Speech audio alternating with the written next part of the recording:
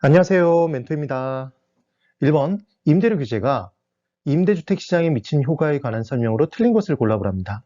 1번, 균형 임대료보다 임대료 상한이 높대요. 그래서 시장에서 균형 임대료가 30만 원으로 결정이 돼 있다고 한번 볼까요?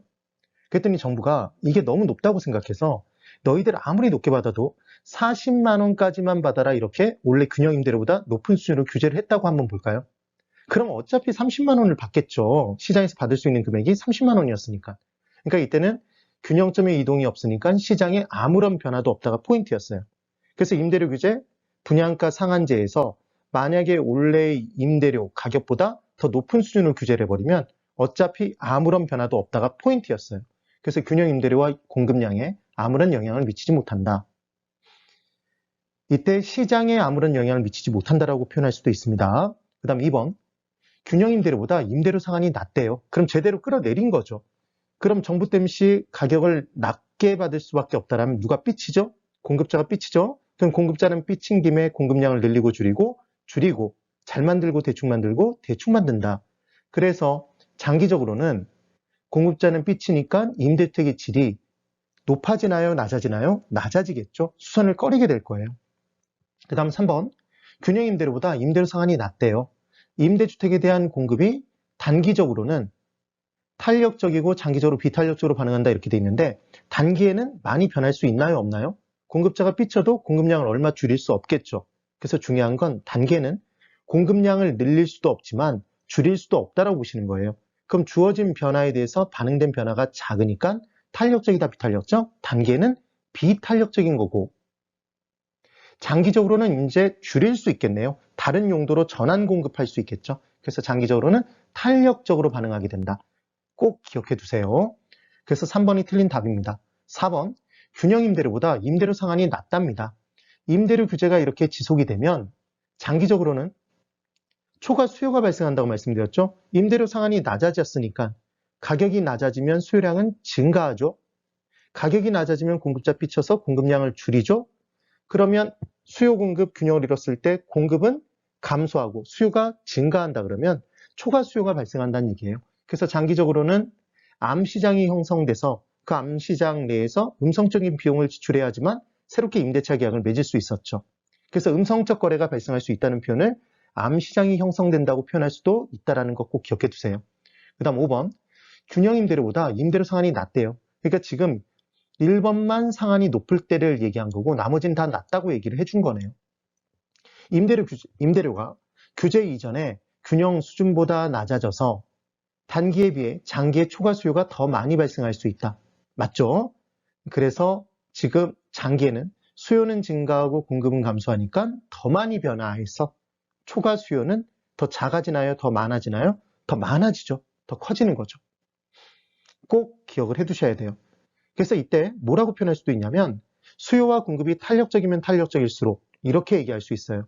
그러면 가격의 하락에 대해서 주어진 변화에 대해서 수요량은 더 많이 증가하고 공급량은 더 많이 감소해버리면 초과 수요는 그만큼 더 커진다는 얘기죠. 그래서 답은 3번입니다. 그 다음 2번. 다음 설명 중 틀린 것을 골라보랍니다. 개발권 양도제가 나왔네요. 얘는 토지이용 규제에 따라 개발 제한, 얘를 토지이용 규제라고 표현할 수도 있죠. 이용할 수 없게 된 개발권이 발생하면 이용의 형평성이 깨졌다는 얘기를 합니다. 그럼 토지 소유주 입장에서는 생각지도 못했던 우발적인 손실이 발생한 거죠. 그래서 보전지역에서 발생하는 토지이용 규제에 따라 보전지역에서 발생하는 토지 소유자의 손실을 뭐라고 하냐면 생각지도 못했던 손실이라고 해서 얘를 우발 손실이라고 얘기를 하죠. 그래서 이때 개발권만 개발 가능 지역 내에 개발권을 원하는 사람에게 시장에서 팔 수 있도록 만들어서 이용의 형평성을 높이고자 했던 정책이 개발권 양도제였어요. 근데 개발권 양도제를 실시하게 되면 개발이 가능한 지역 내에 개발권을 사들인 사람은 예외적인 개발로 인해서 지나치게 높은 층수로 개발해버리니까 주변 지역의 통행, 통풍, 채광 등의 문제가 발생해서 이용의 효율성은 오히려 떨어지는 정책이었죠. 지역지구제의 틀이 와해돼 버릴 수도 있기 때문에 우리나라에선 시행한다, 시행하지 않는다? 시행하지 않고 있다가 제일 중요한 포인트였죠. 그래서 중요한 건 MM으로 꼭 기억하세요. 따라해 보실까요? 개발권만 양도제.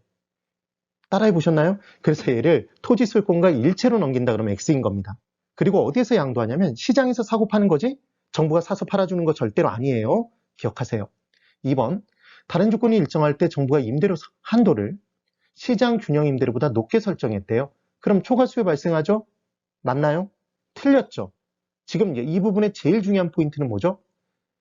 임대료 규제를 높게 결정해 버리면 시장에 변화가 생긴다, 생기지 않는다, 생기지 않는다를 알고 있는지를 물어본 거죠. 근데 초과 수요가 발생해서 임대부동산의 부족 현상이 발생한다 그랬으니까 얘는 X네요. 그러니까 이 부분만 정확히 알고 있으면 나머지 3, 4, 5번의 내용을 몰라도 이 문제 풀 수 있는 거죠. 2번이 답이 됩니다.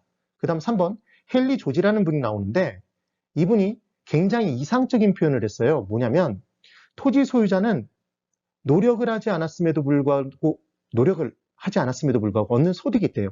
얘를 불로소득이라고 얘기를 하죠.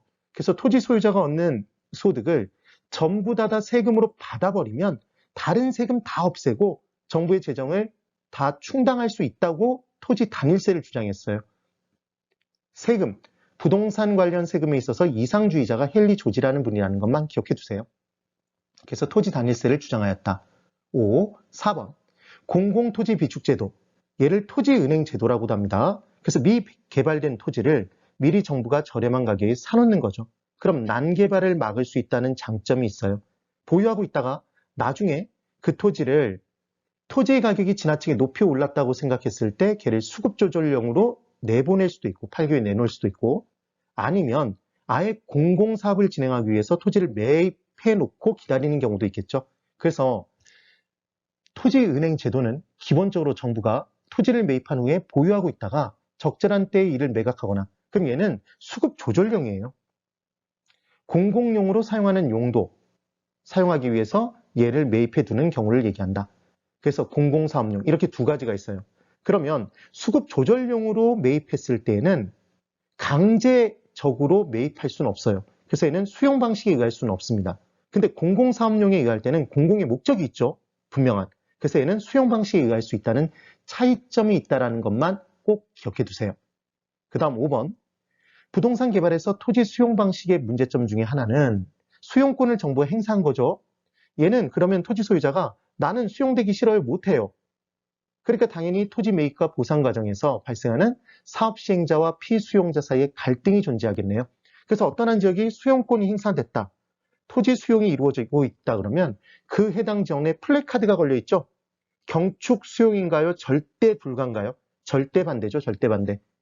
빨간색으로 적어놓습니다. 강렬한 의지를 표현하기 위해. 그럼 절대로 수용이 되기 싫다는 건가요? 보상금을 더 달라는 얘기인가요? 보상금을 더 달라는 얘기죠. 이 내용이 됩니다. 그 다음 자 이제 3번입니다. 3번 임대료 보조 정책에 관한 설명 중 틀린 것을 골라보래요. 1번 저소득층에게 정부가 임대료의 일부를 보조해 주는 겁니다. 그럼 돈을 대줬네요. 그럼 얘는 직접적 개입, 간접적 개입. 돈이나 정보를 대주면 뭐라고 했었죠? 간접적 개입이 기억나셔야 돼요. 수요자나 공급자의 역할에서 사거나 팔고 또는 가격을 아예 건드려버리면 직접적 개입이었다는 것. 각종 규제, 인허가제는 토지 이용의 규제였죠. 기억해 주셔야 됩니다. 그래서 간접적 개입이라는 것. 2번. 임대료 보조를 받으면 임대료 보조를 받기 전보다 실질 소득은 당연히 증가하겠죠. 네. 그러면 주택 임대료를 받아서 주택 부분에만 쓰도록 강제한 경우에도 전체적인 실질 소득이 증가했으니까 가처분 소득이 증가해서 처분이 가능한 소득이 증가해서 다른 재화의 소비도 증가한다가 포인트예요. 3번. 다른 조건이 같을 경우 임대주택의 수요는 증가되죠. 유효 수요가 증가되니까. 그러면 시장 내 유효 수요가 증가하면 초과 수요로 임대료가 올라가니까 공급은 증가하겠죠. 그래서 공급이 감소된다가 틀린 겁니다. 만약에 정말 헷갈리시면 이렇게 기억해 주세요. 휴대폰 보조금을 줬을 때 수요자 입장에서는 휴대폰 보조금을 받게 되면 유효 수요가 증가했죠. 그럼 결국은 공급자가 공급량을 늘렸죠. 그 보조받은 돈이 결국 누구에게 들어가죠? 휴대폰을 공급하는 공급자에게 들어가니까. 마찬가지입니다. 임대료를 보조해주면 그 임대료 보조받은 돈을 들고 누구한테 갈까요? 임대인에게 가겠죠. 그럼 임대인 입장에서는 그만큼 수입이 커지니까 좋아하죠. 보조를 받으면. 그래서 결국 공급량은 증가하게 돼 있습니다. 그래서 4번이 틀린 답이고 5번 저소층의 주택 문제를 해결하기 위한 정부의 시장 개입 정책 중 하나이다 이렇게 돼 있는데 저소층의 수요는 뭐라고 했었냐면 주택 소요라고 다르게 불렀죠. 기억이 나셔야 됩니다. 그래서 어떻게 기억하시라는 얘기를 했었냐면 정부가 저소득층에 가서 한마디 한 거죠. 귀에다 대고 속삭인 거예요. 너희들도 평생 너희들은 중소득층, 고소득층처럼 시장 원리에 의해서 너희들도 주택을 가져라 그러면 너희들은 평생 집 없이 살아라 이 얘기랑 똑같죠. 그러니까 당연히 가만히 있을까요? 소요가 발생할까요? 소요가 발생하겠죠. 저소득층 사이에서. 물론 한자로 그 소요는 아닙니다. 이게 기억하시는 방법이에요.